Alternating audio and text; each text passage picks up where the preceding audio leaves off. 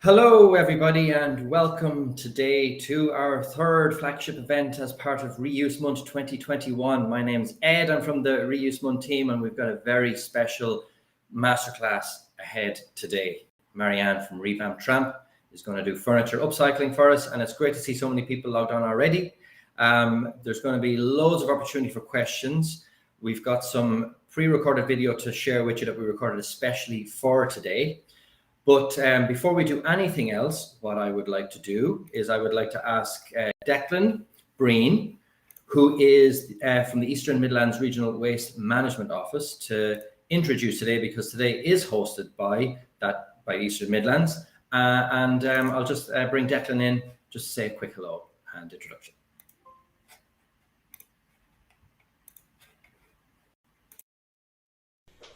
Hi everyone, my name is Declan and I want to welcome you all to this very special Furniture Upcycle Masterclass, which is hosted by the Eastern-Midlands Regional Waste Management Office as part of Reuse Month 21.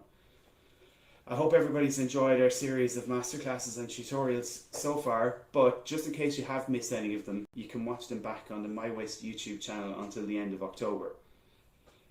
In this class, Marianne is going to demonstrate how to transform an old piece of furniture from start to finish. She's going to show us all the steps involved, which include upcycling, priming, painting and decoupage. We really do encourage you to ask questions, so be sure to pop anything you want to know into the chat bar and please get involved. I also believe Marianne will have a prize to give away at the end of the class, so pay attention to be in with a chance of winning. I hope you enjoy this class and make sure to follow us on social media in order to get more content relating to Reuse Month. Thanks. Thank you very much, Declan, for that lovely introduction. And let's move on. Let's bring in Marianne. So Marianne is beaming in live right now. Hi, Marianne. Hi, everyone. Thanks for joining us here today. Hi, Ed. Hi, Marianne. So Marianne, I'll keep on the call here. Let's just move the screen around here a little bit so that you are the main person talking, because you're the expert that we all want to hear what it is that you have to teach us today. So you've pre-recorded 5 different videos, especially for today, that go through 5 different techniques for upcycling. So what we'll do is we'll show each one. They're between 5 to 10 minutes long. We'll show each one, then we'll come back to you here so you can answer any questions that are coming in live from the YouTube channel. So do you want to do a quick introduction to video 1 before I play it? Absolutely, yeah. So basically video 1 is all about just prepping and priming your furniture. Now, because it's a masterclass, I didn't go too in depth into the preparation on your furniture. So I just want to add, for anyone that would be more interested in the very, very start of upcycling, I do have a beginner's workshop free tonight as part of Reuse Month as well with the Waterford and Wexford Council. So if you're interested in joining that, Eileen is going to put the link into the chat, or you can go to mywaste.ie for more information. But anyway, let's get straight into it. The first video is just about prepping and priming your furniture to get it ready for all the fun stuff. Thanks, Marianne. And before I play it as well, Declan mentioned something about that you might have something to give away later. Is that true? Oh, the prize, the most important part. Yeah, absolutely. So as you can see, this is the locker I'm going to be working on today. But as always, I have one. Here's one I did earlier, which I will show. I have a big reveal for it later on in the masterclass. So I will have a question later on as well. So you better keep your ears open and we'll pick a winner by the end. So the question is going to be something that you're going to go through today in the masterclass. So everybody has to pay full attention to everything. Okay, great. Well, we'll go straight into the first video then. Thanks, Marianne.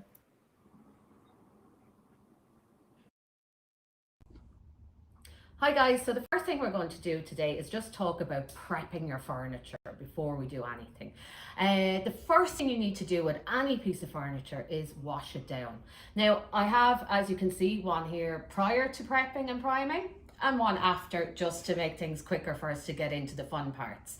First of all, when you're cleaning your furniture, you have 2 options. One is to use methylated spirits mixed 50-50 with water. I have some here just to give you an idea. Or sugar soap as well is a great way, because the reason we're cleaning it is really to clean any residues off your furniture rather than anything else. So it does need to be fully cleaned down. Now, once furniture clean, you leave it to dry. The next thing you're going to do is you're actually going to key your furniture. Now, keying is a little bit different than sanding because we're not sanding anything off. All we would do is use a medium grade sandpaper. So anything from 80 to 120 would be fine for this. And all you would be doing is actually making slight little scratches in your furniture, going with the grain always. And you only need to go down once. And what it does is it just gives an extra bit of grip for your primer on your furniture. Now, the next thing after that then is you want to wipe away the residue of the sand. So a really good idea for this is to use a microfiber cloth because it's almost like a magnet to dust. And rather than it wiping it around and it landing everywhere, it actually picks up the dust so that you have a lovely smooth surface then to work on. And then straight on, we're into the priming. Now the priming is an adhesive primer. So basically what that means is that you can paint absolutely any surface you want. The primer I use is Zinsser Bullseye. It's a water-based primer. You only need the one coat of it really to go over the furniture. What it does is it will go on any surface. So we're talking about wood, metal, plastic, glass, anything like that. So you can literally paint any surface you want. So it's a great idea to prime your surface beforehand. That means that you can use any paint you want then as well over the adhesive primer. So as you can see, here we are. This is primed and ready to go. This is what it looked like beforehand. Now it's ready to paint. Now, when it comes to painting your furniture, if you have it primed, it means you can use any paint you want. Depending on the paint you use, you may need to seal it afterwards with a varnish. But if it's a satin wood or anything like that, you won't need to. So today I'm using an emulsion paint. So I'm just going to take the drawers out because we'll be coming to them later after we paint to decoupage them.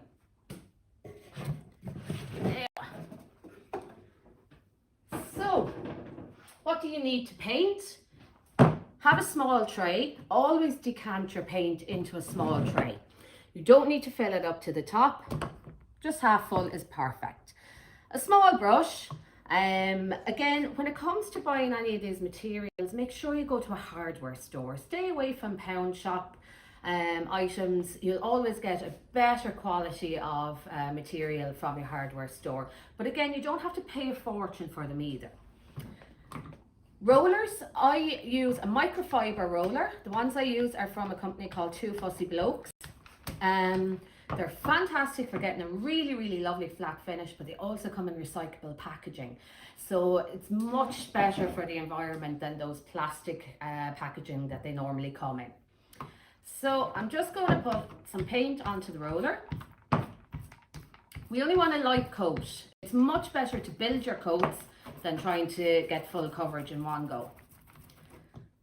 So go to the side. I normally use the brush just to get up into the little edges like that. Again, you don't need to fill the brush too much. Just a little bit will do. I know what we're like. A lot of Irish people, we love to pick up the paint like that and slap it on, but it's not the way to do it. Now, ready to go. You'll know you have a light coat on because you should really see the white coming through still. You should never have full coverage on your first coat. So if you can see the white still coming through, you know that you haven't put too much paint on. Then when you go to put the second coat on, if you still see some of the white, just means you need a third coat. So some different colours will always need more than 2, maybe even 3 coats, while some colours will only need 2. Okay, just do up here as well.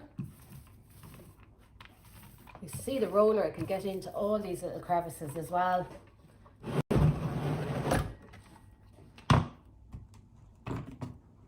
So you don't really need to use the brush too much. And even when you do use the brush, if you use the roller over it, it'll blend it in so you won't have any brush marks at all.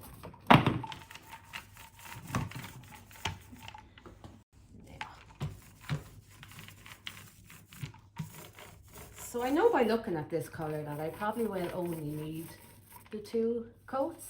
And then once I have the 2 coats on, I'll seal it with a clear varnish. The bottom bit.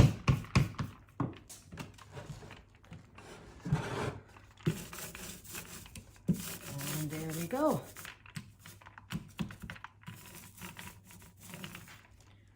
Yeah, we've only one side left. So as you can see, it's really quick. Especially when you use the roller, it takes half the time than if you were trying to paint with a brush. I find a lot of the time, if you're painting with a brush, you spend a lot of time trying to get rid of the brush marks. So using a roller really, really simplifies it for you.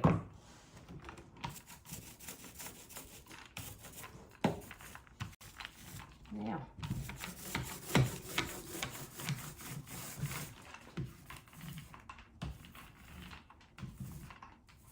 We just have the top to do then. If I can reach. And you don't need to worry too much about going the same way with this, because when you're putting the second coat on, it's going to hide any of the roller marks anyway. Now, so that is the first coat on, and we're ready to go on to the decoupage.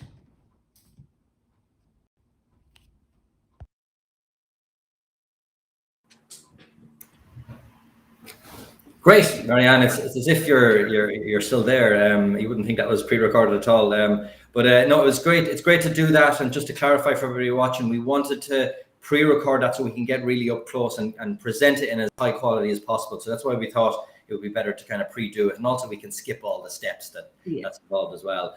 So a couple of questions already, which is great. Thanks, guys. Keep the questions coming. Stick them into the chat. Anything you've ever wanted to know, now's your chance to ask the expert. So I guess first question, let's take it. It's from Jessica. How long does the paint take to fully dry? Okay, great question, because this is something that not a lot of people know. There's a big difference between your paint drying and your paint curing. So even though your paint can dry within a few hours and you can put a second coat on it and then get a third coat on it, and it might feel dry to touch after a few hours, there's a massive difference between that and your paint actually curing. Most paints, now, depending what paints you use, so you need to check the back of them for the instructions. Paint needs curing, which can be anything from 7 to 14 days. And what that is it's the massive difference between your paint being dry but soft, but your paint being cured and hard. And that's when your painted surface will become most durable, is after between 7 to 14 days. So do be aware of that if you paint something and it's dry the day after, don't start putting things on it straight away. Great, thank you very much. So let's move on. Angela asked, does all the info in today's session apply only to solid wood, or does it apply to plywood and MDF as well? Oh, absolutely. If you use a primer, and I'll show you now, obviously you can't see it there because I have a tendency to always pour it over the details. But if you use an adhesive primer, you can paint any surface. So if it's MDF or anything like that, plywood, it doesn't matter at all. Your primer is king here. Brilliant. Okay, moving on. Dorothy's got a couple of questions. We'll start with her wanting to know, would you use a roller with chalk paint too? You can, yeah. I mean, the thing with chalk paint, like, is if you're trying to avoid brush marks, really with the chalk paint is you're always going to be sanding in between coats anyway with it to get a smooth finish. But yeah, I mean, absolutely, you can use a roller with it as well. And then she also asked, would you use the same paint for outdoor wooden chairs? I probably wouldn't use chalk paint now outdoors, to be honest with you. I mean, there's so many paints that you can use outdoors. Any of the satin woods, like from Colour Trend or Fleetwood, most of them are interior and exterior paints. If you're going to use an emulsion or anything like that, just make sure you get an outdoor varnish to go over. Great, and then a couple of clarifications on names. So first of all, what's the kind of paint that you're using there in that video? Okay, so as I was saying, once you prime, you can use any paint you want. So today I'm actually using recycled paint from here in the Rediscovery Centre. So this is basically a water-based emulsion, and it's like the paints you would put on the wall. The only difference between using this and say a satin wood or anything like that is you need to seal this with a clear varnish afterwards, and it's perfect. So clear varnish, something like decorator's varnish from Polyvine, is perfect to go over it. Great. And then just to go back one step then, what was the actual name of the primer that you used again? So the primer I use is called Zinsser Bullseye 123. Okay, great. Well, that was Maureen's question. And that's it for now in terms of questions on the priming bit and the painting bit. What's the next video, Marianne? Do you want to line it up there and we'll move on into that? So the next video is my favorite thing to do on furniture. If you've ever seen any of my stuff, it's nearly always decoupaged. But today I'm going to use 3 different materials for decoupage. So enjoy. So next up, I'm going to show you how to decoupage. Now, there's 3 types of material I use mainly for furniture decoupage. And one is just wallpaper. Now, the wallpaper is fantastic for larger areas, but it can work on smaller areas as well. What I normally use is wallpaper from sample books. So it's great to ask your local hardware store for sample books that may be discontinued, and you get some fantastic designs in them. The second one I love to use as well are just paper napkins. Again, these are fantastic way to put designs onto smaller areas as well. And again, you can pick up napkins in so many different areas, anywhere from Tesco to Mr. Price to Carrick-Dunn. And there's so many of them out there. And of course, there's 25 in each pack, so plenty of time to make mistakes. The third one then is fabric. So again, I got this fabric from another sample book of discontinued fabrics. So it's again another great way to get fantastic designs that you may not find in other places. So I'm going to start off with the wallpaper decoupage. So I'll put these to the side for a moment. Now, the wallpaper decoupage, it's pretty simple. You can cut it to size for the area, and that's literally all you need to do. Now, with a drawer like this, what I would normally do is I would put down my wallpaper like that, and then I'll just sit the drawer on top of it, getting in the area that I want to show, and then I can just cut around the drawer. Make sure you always have a sharp knife for this, so that it will cut it nice and straight for you. Yeah, if we can get the back. There we go.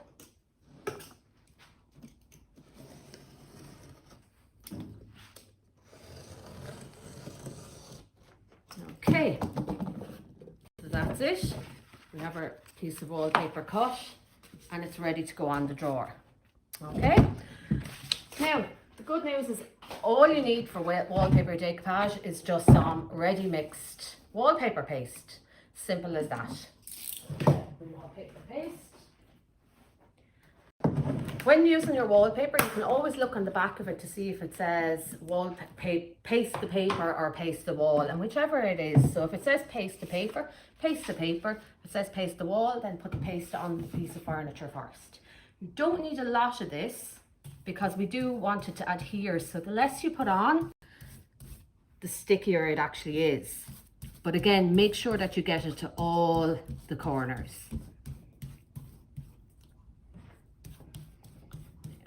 There.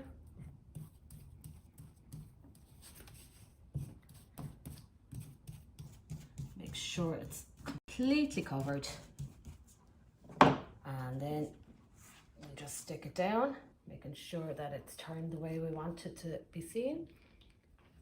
And there we go. The great thing with the wallpaper is when you put it down, you can move it around for a minute to make sure it's completely in the right place. Okay, one of these, so use the same utensils as you would for wallpaper on the wall, and this will actually smooth it out for you. Don't need to smooth it as much on a smaller area, but if you're wallpaper in larger areas, you do want to make sure that you smooth all the bubbles out of it. Now, so we'll put that to the side. And that is wallpaper decoupage. It's really, really simple and probably one of the funnest ways to upcycle furniture.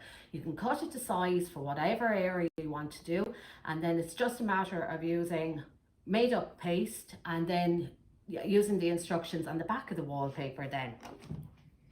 And that's all there is to it. Now we're on to the more difficult one, which is the napkins.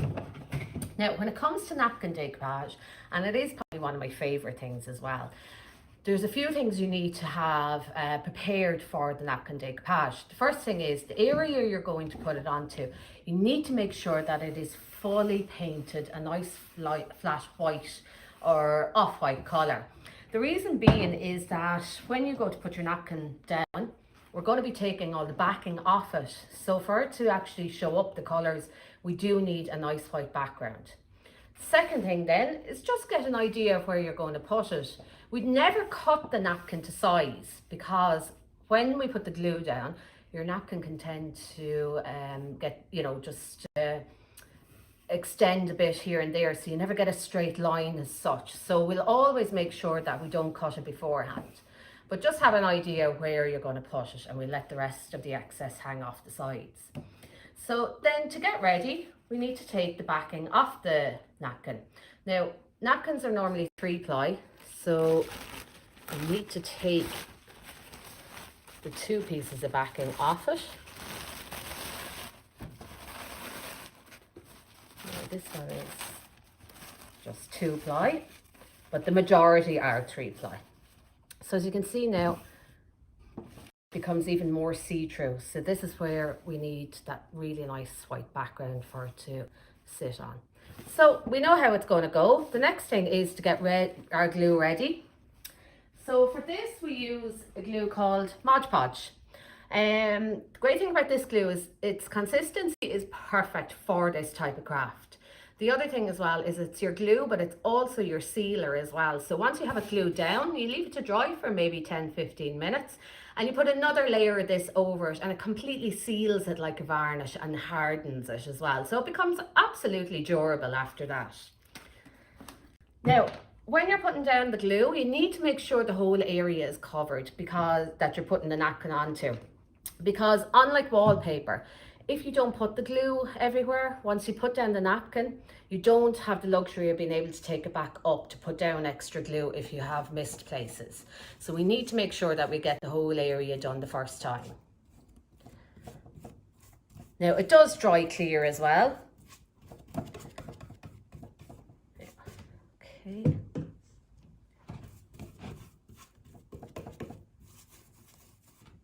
So again, you don't want too much glue, because you don't want it to get too wet when you put the napkin down, because otherwise it'll just tear immediately.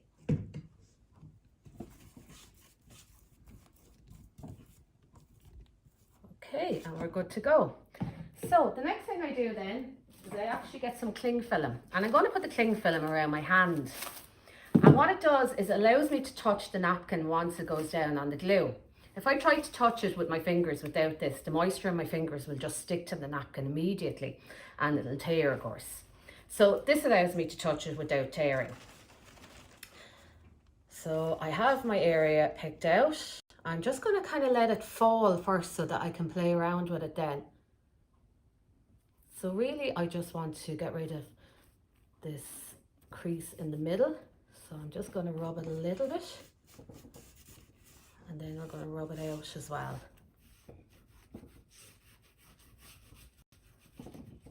Okay.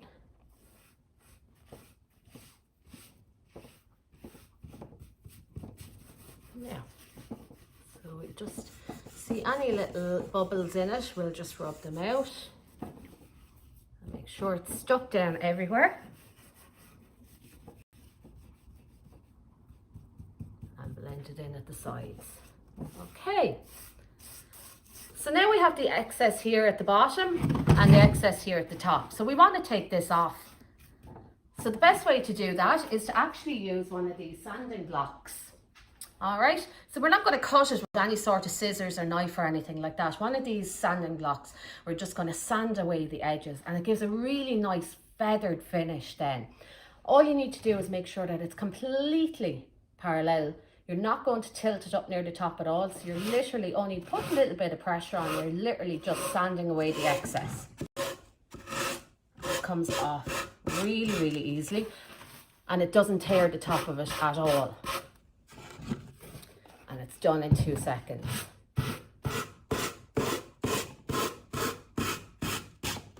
Now, so that's it. That's the napkin decoupage on the drawer. So as I said, we'd leave that to dry then for maybe about 10-15 minutes. And once it's dry, we can give it a coat of the Mod Podge.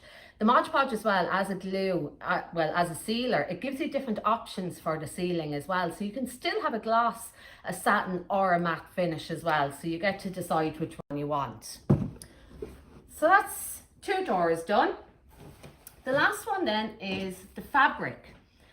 So fabric again, you want a kind of fabric that's taut and not a stretchy fabric for this.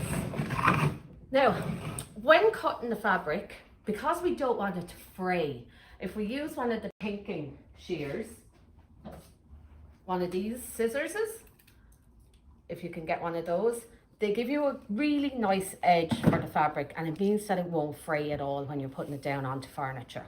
Again, as I said, I got this from a sample book, so they're great for getting really nice fabrics. So I did cut this beforehand, just because it would have taken me a while otherwise, and it's cut to size for this. So again, with the fabric, I would have cut it the same way as the wallpaper. I would have put the drawer down on it, and I would have just lined it with a pen on the inside, and then I used the scissors just to cut around and make sure it's cut completely correctly the whole way around. So again, with this, we're going to use the Mod Podge glue as well. Now, what I would suggest is when you're using the glue for fabric, is you do need to use just a little bit more, because it does tend to soak it up a little bit more. So just get into there.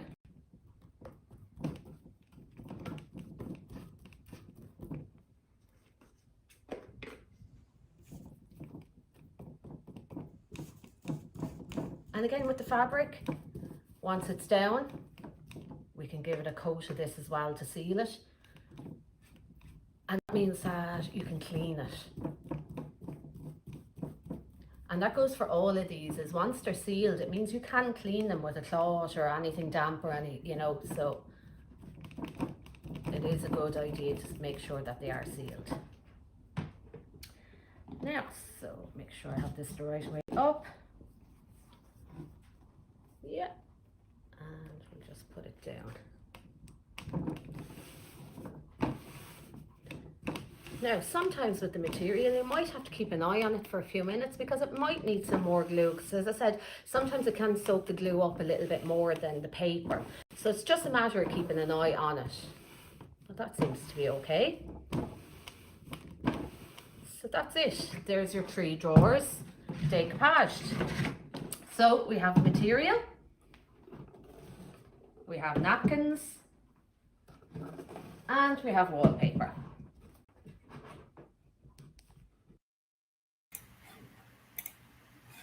Marianne, that's so cool. Doing 3 different types, a drawer each. That's brilliant. Just run through the 3 different types again, and the difference between them. So you have wallpaper, the easiest one out of them all. Napkins, and paper napkins, and then fabric. And again, I got the wallpaper and the fabric both from discontinued sample books from my local hardware store. Super. Well, look, we've got a few questions then on the decoupage side of things. So we'll start with Claudia and Hans asking, if you're working on a varnished piece of furniture, is keying enough, or would you need to fully sand it? Oh, right. Okay. Well, I mean, there's no correct answer here, because it's really on a per basis on the furniture itself. Like if it's been varnished and there's many coats on it, it's basically like as if it had been painted before. If you want a nice flat finish, you are going to have to sand it completely back. So you really have to kind of take a look and see whether, you know, you kind of have to make your mind up on it.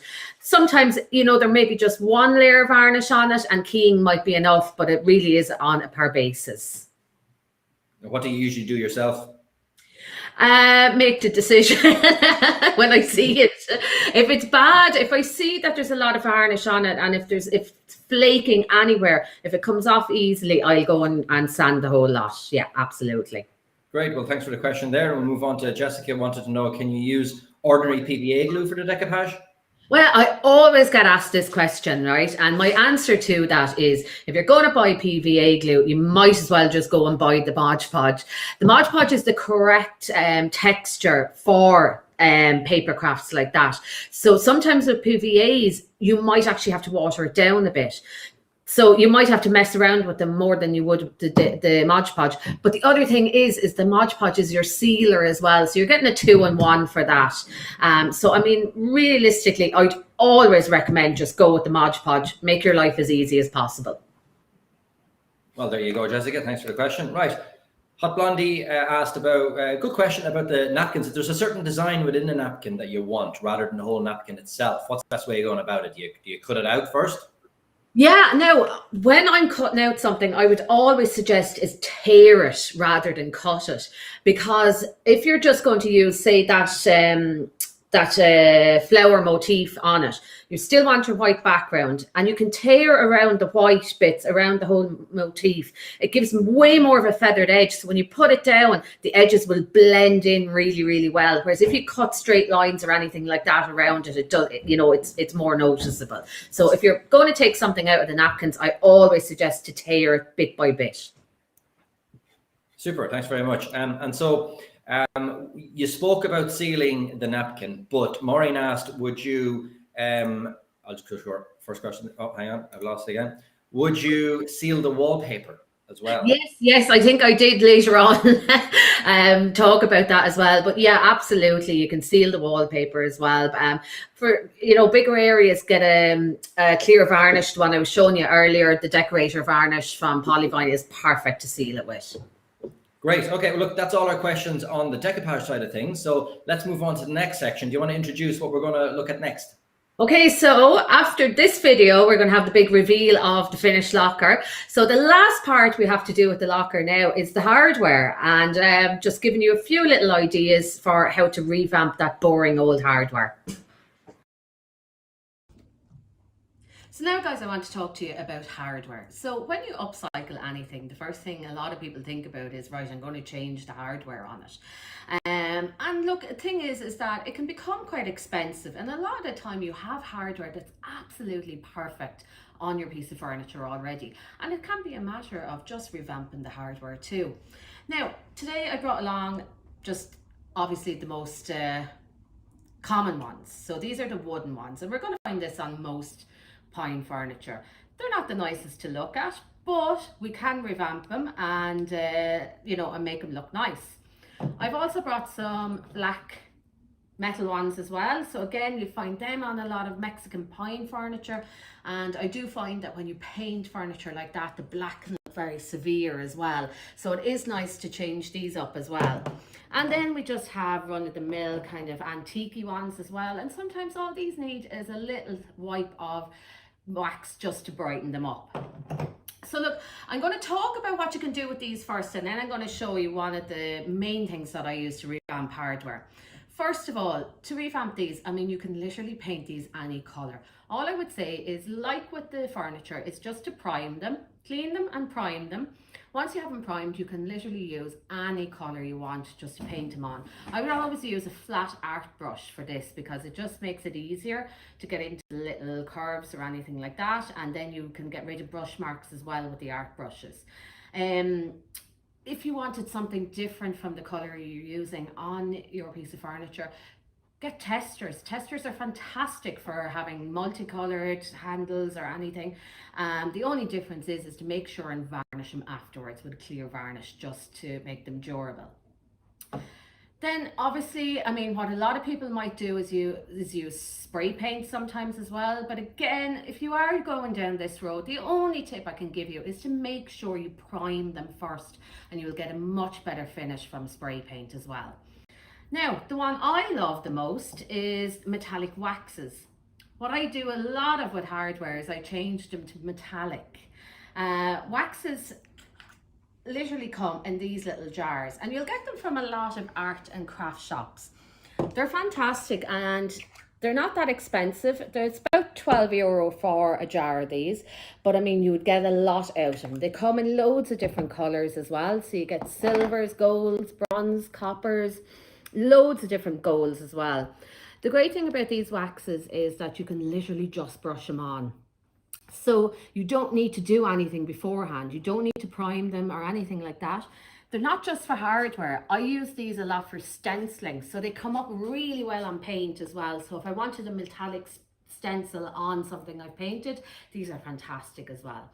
I also use them for if I wanted to highlight little areas on furniture, especially if you have any appliques on your furniture. They're great. Just put it on your finger and rub them over and it highlights them. Or even if you just wanted to go around little areas on your furniture, use them on your finger as well. They really brighten it up. So first of all, what I want to show you is just onto wood. So I think we'll go for the silver just so that it's more obvious. Just get yourself an old brush. You don't need anything else, just an old brush, or sometimes a little cloth as well. But I find the brush is the handiest for wiping it on. You don't need a whole lot. So you don't need to go mad on loading the brush up. And then all you have to do is just wipe it on like that. The great thing about it is that it dries immediately. The other great thing about it is that it gives a really natural metallic look. So it doesn't look like it's painted on. It doesn't look like it's sprayed on. The other great thing is it doesn't chip. So, you know, if it does wear after a while, if it's in a high use area and you're using it every single day, if it does wear after a while, it wears in a real natural, antique-y way. And you'll either like it, or if you don't, you can literally just brush it back on again. Now, and it's as simple as that. And you get loads out of the jar. So for example, if you were doing a whole bedroom set, like a chest of drawers and 2 lockers, like that's a lot of handles that you would need to replace. And as I said, that can become really, really expensive. So for this, for approximately about €13, you can get them all into any metallic color you like. So that's the wood. How gorgeous does that look? So I'll put that to the side there. Now the black, I love the way it goes on the black because sometimes the black still comes through a little bit and it gives it a really lovely effect. So I'm going to use the copper on this just to show you. So again, I'm just wiping it on and you can see some of the black because I'm not going to pile it on too much. I don't know if you'll see it on the video now, but it gives a really nice effect. And it's a really natural. And of course I get loads of my hands as well, but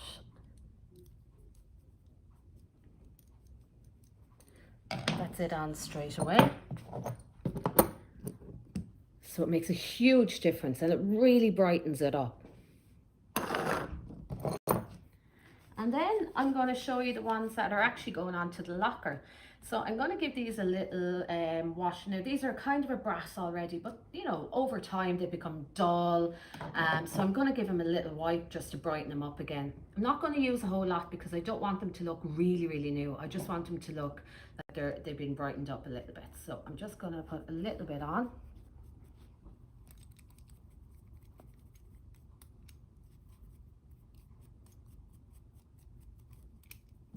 Really makes a huge difference, but you can still see a little bit of so you can see the way it's kind of brightened up the black there now. And again, if they do wear over time, they'll only go back to this. And again, if you like the look of it as it, you know, naturally wears away, that's fine. And if you don't, it's just a matter of dipping your brush and going over to change it. So I'm just going to finish the 3 of these now so that they're ready to go onto the locker. So it's a great way to save the hardware that you already have.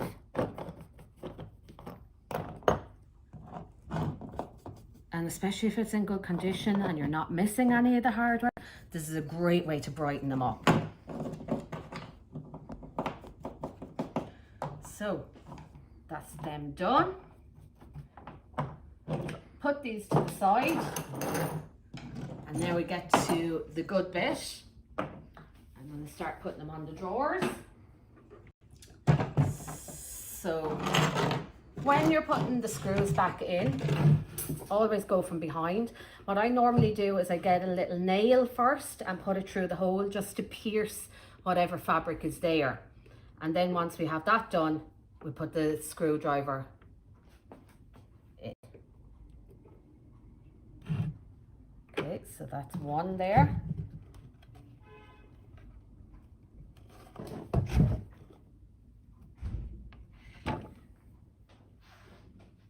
With fabric, sometimes what I'll need to do is I'll put the nail through there, but when it comes up to the fabric, I'll get a sharp knife just to cut through the fabric as well. Right, so I know where to cut on it and I'm not cutting too large of an area. So again, I put the screw through then after that. It's ready to go. And we'll just screw that on there now as well. Okay, that's two. And with the wallpaper again, straightforward. I just use a nail to make the hole first, then put my screw through, and then we'll get this on. So that is that. So that's the three of them on.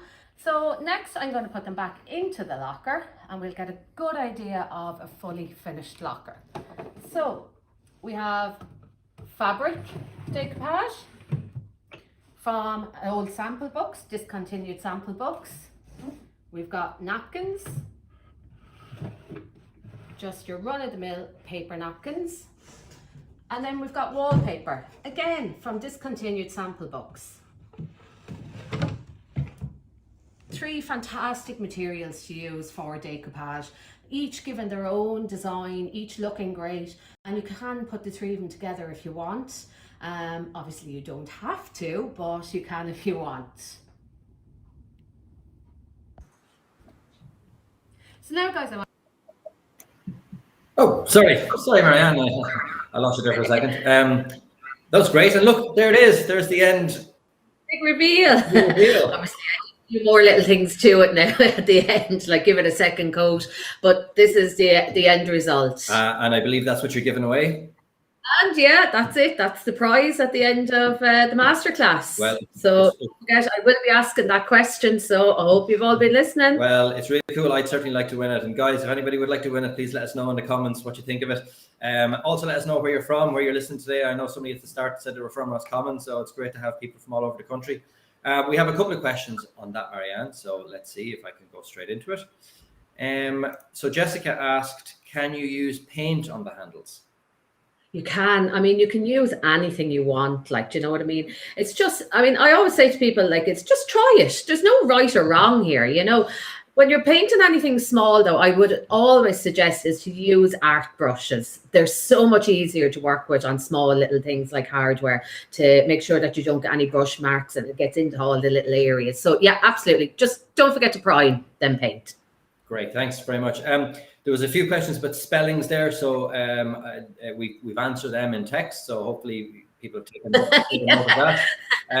Don't see for spelling. Another question. Somebody here thinks that the metallic waxes were great, but is it not better to use a small piece of sponge?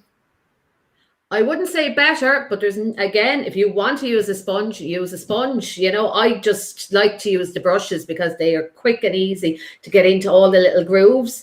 With a sponge, it's very flexible, you know, so you can as well get into the little grooves as well. But it might give you a different finish, you know. So again, try them out, see what kind of finish you like, but you can use any of those items, cloth, sponge, brush, whatever you feel comfortable using. Great, thanks very much. You're welcome, Hot Blondie, and hi to Dorothy from Mead and Yvonne from Sligo. Fantastic, opposite ends of the country, the opposite sides of the country. So let's move on then, video number 4. So what's next?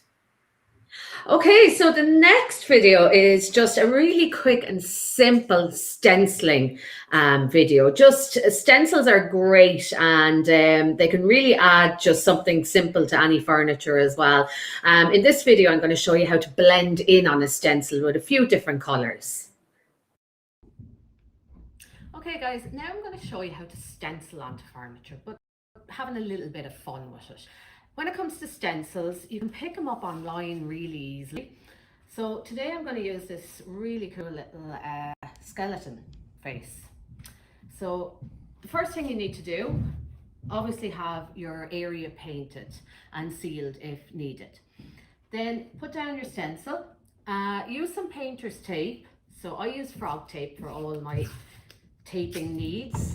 You don't need to fully tape it down, just maybe a little bit at each corner just so that it won't move.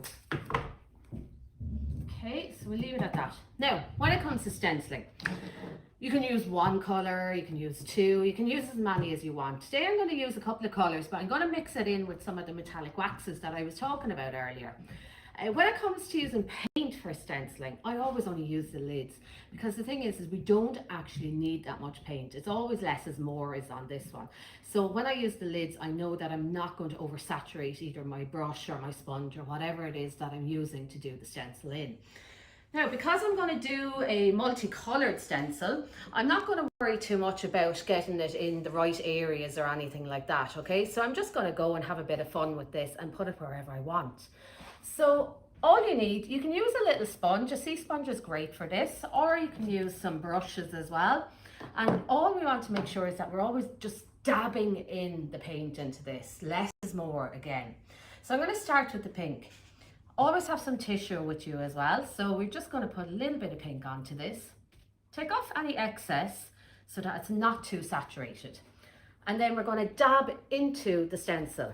So we'll just go wherever we want. I'm going to start here. I'm just going to do a little bit, another little tiny bit of paint.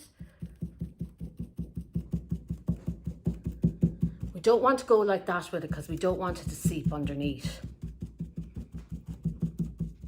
Yeah. I'm going to show you with the brush as well. So one of the round brushes like this is great again because you can dab into it. So we'll use the blue, put on a little bit, and then take off the excess. And again, we're dabbing in. And don't worry if it goes in over the pink. That's the whole idea, to blend anyway.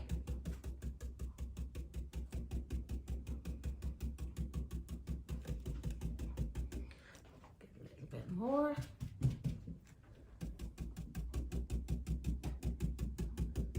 Dab, dab, dab, dab. Then we're going to go with some of the metallic waxes as well. So again, don't need too much of this. We're just going to dab the brush in a little bit, and then let's go for it. Dab it in.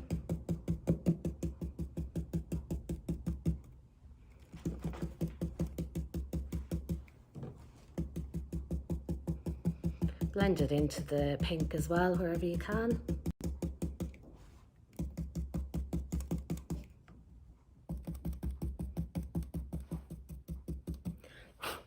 If you get on any of the sides, just blow it off.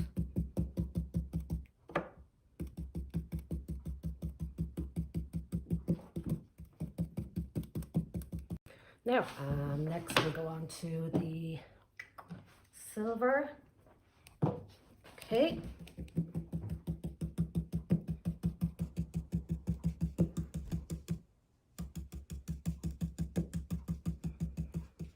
Nearly there.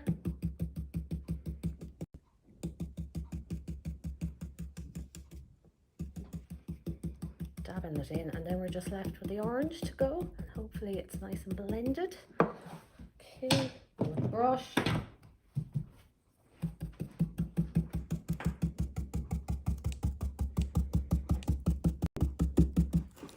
Tiny bit more.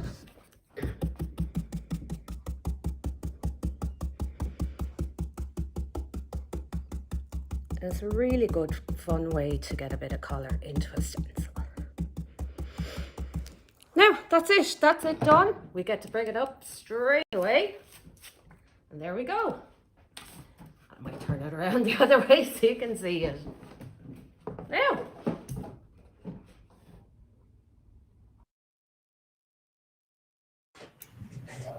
And here it is.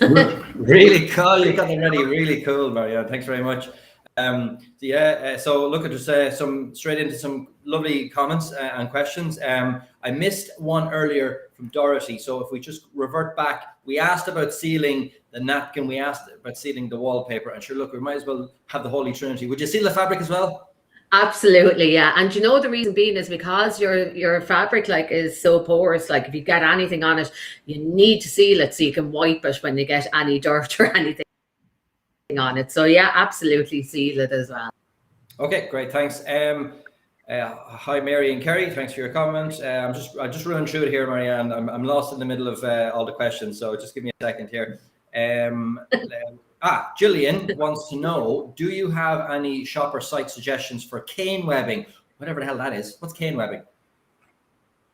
I'm going to have to be honest and say I don't have any suggestions for you, unfortunately. No, not without Google. Okay, well, I'll tell you what, let's have a quick consult of Google during the next video and we'll come back to that one later then. So hi to Christina in Wexford. Rebecca loves skulls, that's great. Hi, Marianne. And okay, Jessica asked, is it advisable to mix colors while you dab, and where do you get your stencils? So look, I mean, with anything like this, dab whatever way you want, try it out. If you've got a stencil, try it out on a piece of cardboard or anything, see how you go with it. I tend to mix them as I go, you know, so I can get a really cool kind of effect. But again, I don't find that there's any right or wrong way to do it. Just have fun with it and see what you come up with. My stencils, I tend to get a lot of them online. I've ordered, you know, from wish.com. I mean, the only complication there is patience. But I mean, you can get them in a lot of art craft shops, you know, places like that as well. But I do tend to get most of mine online from wish.com. Okay. Sharon wants to know, do you need to seal the stencil as well? And if so, what would you use? Yeah, again, I mean, if you're using emulsions or testers or anything like that, use your clear varnish, the Polyvine Decorator's Varnish. Again, I absolutely recommend that for any of your sealing needs. Cool. Well, I don't know if you can see the comments, but Neve and Ramdash think it's cool, and Jan thinks it's brilliant, and Gillian sends our compliments as well. So thanks very much for all the lovely comments and questions, guys. Keep them coming. We've only got one video left now to go through before we can draw it back to you guys for any other questions that you have about general furniture, upcycling, and revamping. So do you want to go ahead and introduce our last video then, Marianne? Oh yeah, so we're there already. Wow, can't believe it. Yeah, so look, this is just a really quick, simple introduction to using frog tape for making little geometric shapes. Okay guys, now I want to talk about frog tape. Frog tape is a specialized painter's tape and it's used for lots of different scenarios. You have a couple of different colors of it as well, so it's kind of, you know, good to know which color you use for which scenario. Now, what I'm going to show you today is just, you've probably seen it everywhere, is geometric shapes on furniture and on walls, on, you know, things like that. So I'm going to show you how to do that just on this chair today. First of all, I'm going to talk about the tape. So the one I'm going to use today is the green one. The reason I'm using the green one is because this chair has been painted, sealed, and it's fully cured, which means that the paint is completely hardened at this stage. So we need the higher tack of tape. Now, the green one is the high tack tape. So basically what you can use this on is cured painted surfaces. You put it on wood trim, so you can put it on wood before it has been, you know, painted or anything like that, just natural wood. You can use it on glass, so if you're trying to paint a mirror or anything like that, or windows or anything, you can put this onto the glass, and also onto metal. So whatever surface you're painting like that, the green one is the high tack. Now, you also get this in yellow. So the yellow one is a low tack tape. So what that's good for is for if you wanted to put stripes or geometric shapes onto paint that's just dry. So we're talking about something that you may have painted today and you're putting on shapes on it tomorrow. So because your paint is only dry and not cured, the yellow tape is far better because it won't tear the paint because it's less tacky.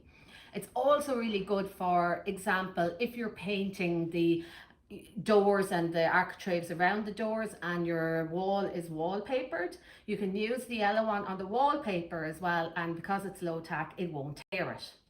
And then finally you have the orange one. The orange one is what you would use on your emulsioned walls. So if you're going to go and put those geometric shapes on your walls at home, the orange one is the one for you. The great thing about this is if you look online, you can find a table which will tell you exactly which surfaces and which colours work for those surfaces. So I'm not going to do anything too crazy today. So we're just going to do maybe 2 colours on this. It's a really simple process. And you can either measure it out if you want, or you can just go with the flow and have a bit of fun with it. Now, when you're using the tape like this and you want to do geometric shapes, if you're going to put down the tape all together, you're going to have a little bit of border in it, because this is only covering the blue. So we'll put it down like this and see how we go. We'll have a bit of fun with it anyway.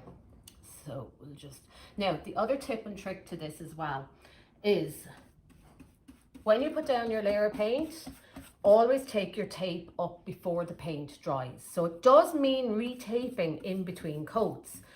And the reason being is because obviously you can see I'm painting onto the tape. If you let the paint dry on the tape, it just means that it's a layer, a continuous layer onto the tape. So when you actually take up the tape, it just means that your paint is more likely to actually peel. So if you always make sure to take it up in between coats.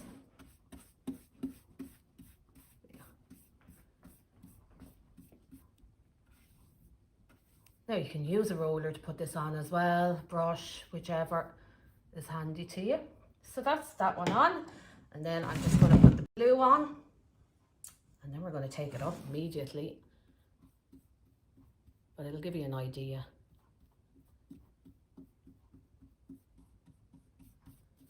And you can put as many coats or as many colours as you want onto this.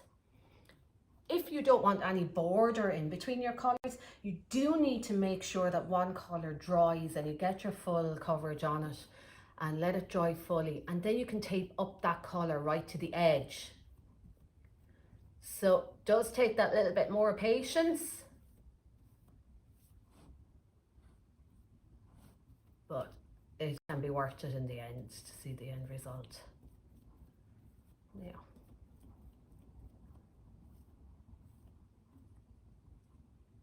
So there we go. Now let's hope the reveal is as good as we hoped it would be. A little bit of seepage. But again, that can all be touched up relatively easily.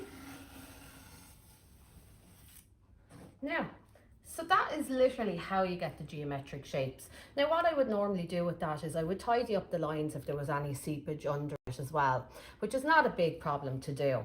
Again, once all your colours are down, you're happy with them and everything, we would give it a layer of varnish just to seal it all as well.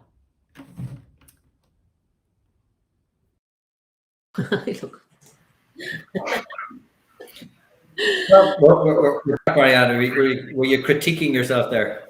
You know, I've never watched myself for so long on video before. I'm worn out from it. Well, we're all highly entertained, so don't worry there. That was a really cool technique, and I have seen people do that on their walls at home as well, I think. Yeah, it is. It's great, like, and it's great fun as well. And there's no limit to the amount of colours or, you know, what you can do with it. It's brilliant. Okay, well, we'll just take a couple of quick questions there before we lose them. So let's see. Emer asked, can stencils be reused? Just going back to the stencils video there, and how best to clean them if you do need to clean them. Oh, they can, of course, yeah. Just wipe them down with a wet cloth after use. That's all you have to do. But they can be, like, as long as they're the plastic ones, they can be reused over and over and over again. Great, thank you very much. We have a question from Jessica. Is sanding and priming required again? I assume they mean before you start doing the frog taping. No, not at all. I mean, it's basically like putting another coat of paint on, you know, so there's you don't need to start again. You can just go over the paint because the chair has already been sanded and primed to put the blue on. So you're literally just adding another coat of paint, really. Okay, and she actually came with a second part then. She wants to know, can you use masking tape? No, please don't use masking tape. Masking tape is one of those tapes that we always used for years, but I'm still yet to find one person who's ever got a straight line with masking tape. So stay away from it. So what's masking tape good for then? I mean, you find a lot of people will use masking tape for covering over skirting boards when they're painting walls and things like that. You know what I mean? Just covering up areas. But again, I mean, to be honest with you, I'd be way more. I would way more rather use painter's tape for that now these days. Okay. Angela wanted to know: did you paint that onto sealed paint? I did, yes, yeah, absolutely. But I'll be sealing it again anyway. So, okay, so you don't. Okay, grand. And let's see. Amy said, "That's not a question." She said, "You are fantastic." Thank you very much, Amy. But isn't Marianne good as well? Thank you. Let's move on to Ramdash. Will you finish the design using the brush, or do you have a color pen? Well, no, I mean, look, again, you have loads of different options when it comes to doing it. I would probably, because it's small area, I'd probably finish it off with a brush. But if you're doing bigger areas, like you can use your rollers as well, you know. So again, it's, you know, whatever surface you're really using or putting the shapes onto, then you decide what to use it with. Great. Okay. And Dorothy asked, are there more colors of recycled paint available? Well, I mean, I can answer that one. I'm pretty sure there's any color that you want available in recycled paint. So you're using the paint from the Rediscovery Centre there, and they can make any color. That's pretty much anything you find in Dulux catalog can be done for. I think it's just €2 a litre. So that answers that one. So guys, we're at the end of the workshop in terms of the videos. So now I hand it over to you for any other questions that you might have for Marianne. You might not get her in a virtual room like this anytime soon unless you're going to be attending her workshops tonight. Give us a sum up again of what you're going to be covering later on, and how can people dial in for that? Yeah, so this evening's workshop is really for the beginners.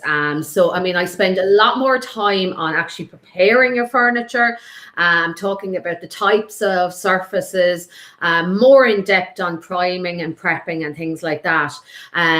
So if you've never, ever upcycled before, it's a good way to know how to start. I'll talk about materials and, you know, how to do it without having to spend a fortune as well, because that's really important. You shouldn't have to spend too much to upcycle anything at all, because I mean that's the whole point of upcycling. We still do go through the decoupage in it as well, and a little bit of hardware, and again there'll be another time for loads and loads of questions, but it's definitely more based on the preparation of your furniture and painting of your furniture. Okay, great, thank you very much. Angela just had a quick question about paint there. Where can we donate spare paint to? I mean, ultimately, your closest recycling centre that takes the paint is the best place to bring it. It's the most environmentally friendly way of disposing of your paint, because the recycling centres will either send it to places like the Rediscovery Centre or dispose of it in as environmentally friendly way as possible. So that I guess that answers that. Yeah, so look, there's no more questions right now. So if there's any more, guys, please put them in. Don't mind. There's a lot of courses. Look at local areas for art courses and things like that, interior design courses. A lot of those education centres would love any donated paint as well. And it's because there's a lot of people in those kind of courses now learning how to paint and upcycle. So they're always calling out for donations of paint as well. So that's a great idea. Okay, super. Look, what I'm going to do at this point is I'm going to put the chat live on the screen here on the YouTube channel. So any further comments that come in will be there on that. I'm going to ask one more question just to kind of summarize all the videos that we've seen so far today, and just generally ask you for any top tips that you might have for people. There's loads of attendees on today. Some of them might want to take on their own upcycle project. So do you have any kind of general top tips for how to approach that? Yeah, I mean, look, now I have to say, because it was a masterclass, I didn't go as in-depth into it as I would on a beginner's one, but prep is key to anything we did today. Preparation is the most important part here.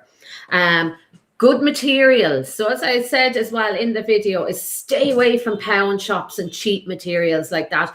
Go into your local hardware store. Again, you don't need to buy the most expensive, but you'll always get good quality materials in there for a really good price. So it is worth the trip in there. But I mean, the main thing with a lot of this is have fun with it. You know, I mean, there's no rights or wrongs when it comes to designs or color choices or anything like that. Go with what you feel. I much rather people go with what they like rather than trends all the time, you know, because it's your furniture. It's going to be in your house. Have a little bit of fun with it. And that'd be the main thing, you know, I always say to people. And the other thing then as well, the last thing, is check with your local hardware stores for any discontinued sample books of wallpaper and fabric. You'll get some fantastic designs in those sample books. And I mean, a lot of the time you only need small pieces anyway for, you know, smaller pieces of furniture. So it's well worth asking. Great, thank you very much. Now, there's before we move on to the competition, that's why I have the comments up here so we can see the winner's entry, because it's going to be the first person to answer the question. But Eileen has just come in with a question there. She says she has an old metal table that has been painted. How best do you strip back metal? Well, if it's been painted already, I mean, you're going to have to go with either two choices there, unfortunately. One would be a heat gun, which can lift paint quite easily, or paint stripper. You know, they're basically both your options when it comes to anything off the metal. And then once the paint is stripped, you can just go basically the same way as we went with the wood. Prime it. Make sure your primer is for interior, exterior, wood, metal, as the Zinsser bullseye is, and then you can paint and seal it in wherever you're going to use it, outdoors or indoors. Seal it with an appropriate varnish then as well. Great, thank you. Hot Blondie seems to have a go for taking on a project and wants to know where's the best place to pick up some furniture for upcycling. I mean, I don't know what your answer is. I would certainly say something like adverts. People give away things for free all the time. All you have to do is just go collect it. But do you have any other tips other than that? I mean, charity shops as well, you know, and then you're supporting local charities as well. But yeah, adverts is a great one. I mean, the other thing as well is if you're on Facebook or social media, put a shout out to your friends and family. You'll be guaranteed that nearly everyone has something thrown in the back of their shed or garage that they've been meaning to get rid of and just haven't. Yeah, great. Charity shops, great idea. So thanks everybody for tuning in. Before we go, we have that amazing locker to give away. It's still there. It's ready for collection in the Rediscovery Centre for whoever might win. But in order to win, you got to answer the question. So Marianne, what is the question? So if you were listening to me earlier, the question is, what 3 materials did I use for the decoupage on the locker? Okay, who can remember the 3 different types of materials that were used for the decoupage? First person to get all 3 will win it.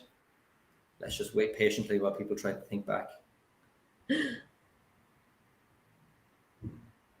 We're gonna have to give clues out if people aren't remembering too well. Oh, we have wallpaper, napkin, fabric. Is that the right answer? Sorry? Wallpaper, napkin, fabric. Is that the right answer? That's the correct answer. Yeah, absolutely. I think who said it first? Let's see. I think Eileen Martin said it first. Yep. Napkin, wallpaper, fabric. Eileen Martin, you are the winner. Congratulations. Eileen.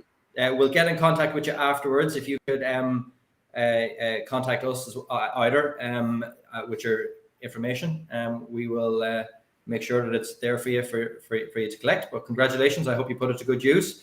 And thanks very much, everybody, for tuning in today for this masterclass. And thanks, Marianne, for your time.